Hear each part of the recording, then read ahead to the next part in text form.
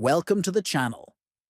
In today's video, we will show you how to stop the Yahoo News app from using your location on your phone.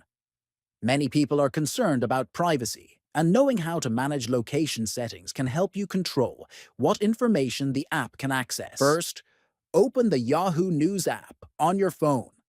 Next, look at the bottom and tap on the profile icon. Then, go to the top right corner and tap on the settings icon. Once you are in Settings, scroll down and select Privacy and Security.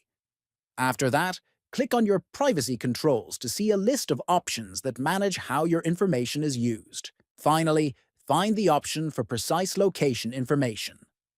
Toggle off the option that says Use Precise Location Information to make my experience on our sites, apps, and services better. Turning this off will prevent the Yahoo News app from accessing your exact location. By following these steps, you can protect your privacy and stop Yahoo News from tracking your precise location. Adjusting these settings ensures that your location data is not shared unnecessarily. Remember to subscribe to the channel, like this video, and share it with others who might find it helpful.